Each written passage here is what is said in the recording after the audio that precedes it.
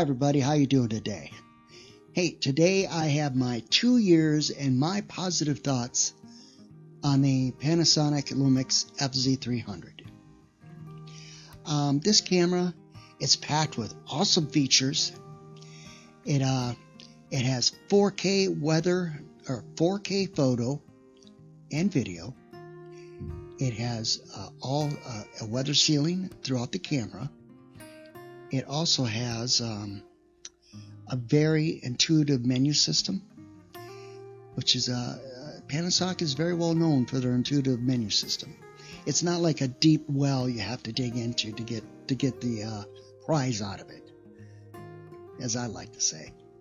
It is ultralight. I mean, this is one of the lightest fridge cameras out there, and I can carry this thing all day long with me, and it doesn't wear me out.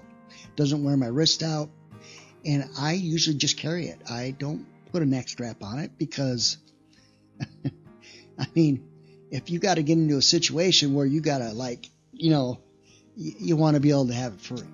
It has an aperture of f2.8 to 2.8 from the wide end to the telephoto end, 25 millimeter 600 millimeter zoom lens, and I always recommend try not to use the intelligent eye zoom. Just crop in. Crop in on the optical, you'll have better results. Guaranteed. You can also program the buttons and custom menus in here. There's a lot of stuff that this camera can bring. If you're just looking for a good camera to reach out there and pull some stuff in, this is the camera. It will do it for you. You can see my videos. I've shot thousands upon thousands of pictures out of this camera. Now, it has been talked about that the zoom lever on the front top right starts to wear out. Well, I haven't gotten that because I don't. For one thing, I've learned when I zoom in and out, I don't slam the zoom lever to the right all the time or to the left to get it back quick, because it goes one speed. There's no like slow, medium, or fast. It's one speed in, one speed out. So what I do is I just grab the zoom lever and I just click it till it just starts, and that's where I zoom to. Now sometimes I do use the zoom lever on the lens itself. That's a good way to kind of balance them out. And so what I'm doing is when I just zoom out, I just go to the point where it starts and then stop, and then the same way with it coming back. Because it'll leave you that longer strip. There's like a rheostat in there, or not sure exactly. No, it's not a rheostat. It's just a metal strip. If you slam it, it's going to wear out quicker. I've shot 30,000+ pictures in this camera. It has not worn out on me. But I don't slam the zoom lever either. I gently treat it. So, everybody has their own quirky way of doing things. That's what I do. So, I want to let you know that this camera is good for well over 30,000 pictures. And I'm still using it. So this is it'll be going on my 3rd year, and I'll keep you up to date on what happens to it, or if it starts to flutter or something like that. I also have a new addition to my camera bag. Now, this new addition is something that it will not take the Panasonic 300 in insects, because I can get much more gorgeous pictures from the Panasonic fz300 when it comes to my insect kingdom and my animal kingdom. Flowers is just equally as well.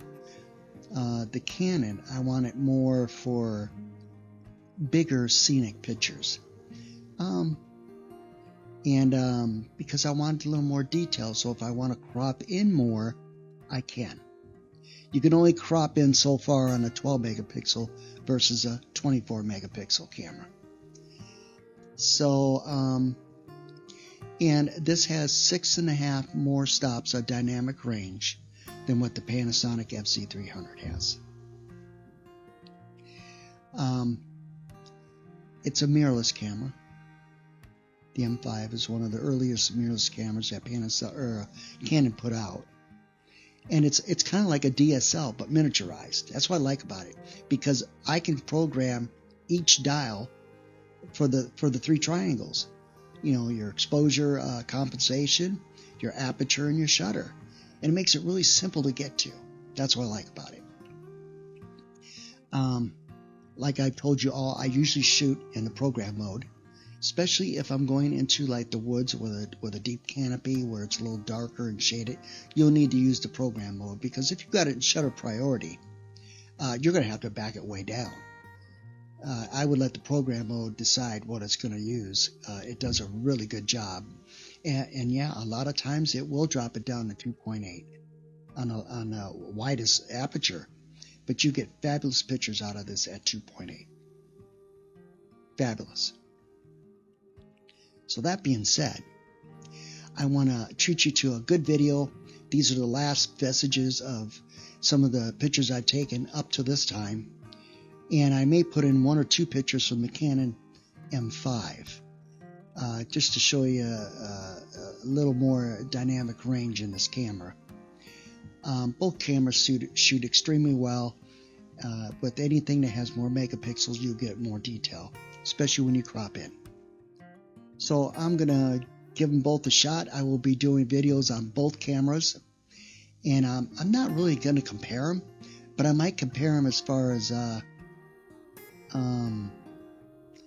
don't know, just as a mirrorless to a bridge camera. I don't know, I'll think of something. Anyway, please subscribe, like, and share. And have a beautiful day.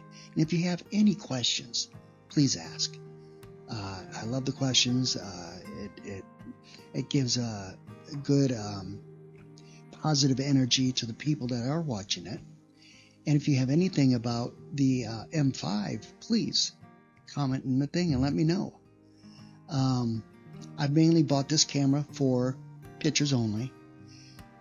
It does do video, but it's in 1080.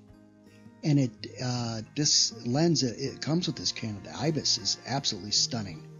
It's equally as good as my Panasonic. It could be even a feather more better, but I don't know. I haven't used it enough to know. So I'll be giving you updates on the M5 and what I found very good about it. I'm not about the negative, because negative only comes from people that doesn't fit their parameters. Remember, it's not about it's about how sharp you shoot the picture, but I don't like shooting everything razor sharp. I do not. And it's about what's behind your picture, what's next to it, what's underneath it, what's on top, what's in front. It's all about getting that energy even all through the picture and making whatever you are shooting at pop. So that's what I do. I try to show you that you can get equally as gorgeous and beautiful pictures as the pros can, because whether it's a 45 megapixel camera or a 24 megapixel camera, and if you're putting it on social media and you're looking at it with your phone, you won't be able to tell the difference. You may be able to tell some dynamic range, but that's about it. Because if the picture's sharp, it's sharp, whether it's 12 megapixels or 24 megapixels. I mean, you've seen my videos. I'm just amazed at how sharp this camera can really shoot. And yeah, so please subscribe, like, and share, and enjoy the video. And I'll have those pictures in there at the end. So thank you all for your support, your wealth, your knowledge, and most of all, your love.